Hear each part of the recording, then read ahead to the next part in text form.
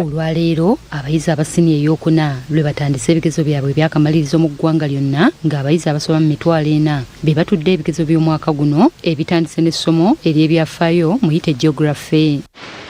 Wabula nga bw'eri enkola ya minisitule y'ebyenjigiriza okulaba ng'ebigezo bino bitambula bulungi, minisita omubeezi avunaanyizibwa ku byenjigiriza eby'amatendekero aga waggulu John Chrysostom Muyingo akedde kusinkana abakulu abakulira ekitongole ky'ebigezo mu ggwanga UNEB okumanya engeri gye batambuzzaamu omulimu guno, ng'era wano ayaniriziddwa akulira ekitongole kino Daniel Odongo abuulidde minisita nga bwe beeteeseteese ekimala mu kutambuza ebigezo by'abayizi okubituusa gye biraga. All the materials required for the start of the examination were distributed throughout the country, and the reports that I have indicates that all our trucks arrived safely in all parts of the country. Ono era annyonnyodde minisita nga bwe basobodde okusindika omuwendo gw'abantu abamala abagenda okukuuma ebigezo bino okulaba nga biggwa bulungi era nga badde tannafuna kwemulugunya kwonna. Deployed 507 of those, and then the other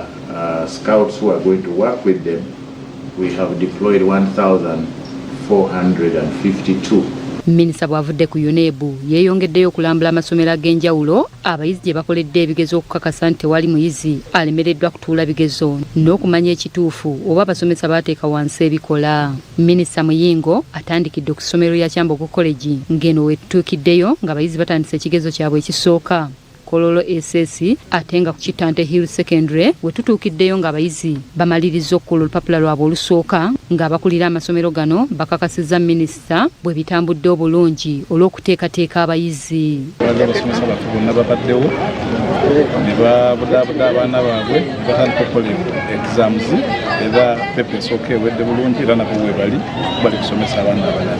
Bano bakakasizza minisita nga batalina musomesa yenna yateeka wansi bikola olw'omusaala era ne basaba bannaabwe okudda mu bibiina baweereza abaana b'eggwanga. Kitante babaddewo nga basomesa olw'okuba nti baagala okusigala nga bakuma omutindo gw'okusoma mu Uganda.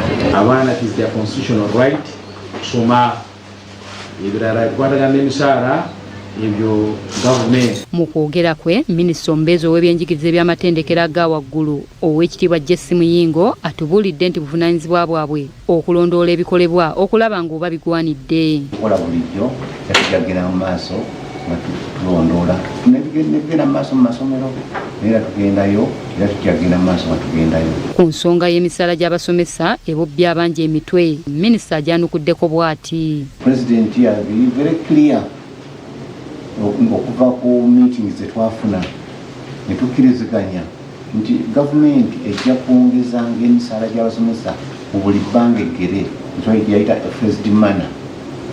Era twatandise okukola bajeti y'omwaka guno eddako. Wabula asabye abakulira amasomero obutabaako muyizi yenna gwe bakugira kukola bibuuzo kubanga kimenya mateeka. Abaana abeewandisiza okukola ebigezo temubagaana kukola bigezo olwa school fees ezasigalayo.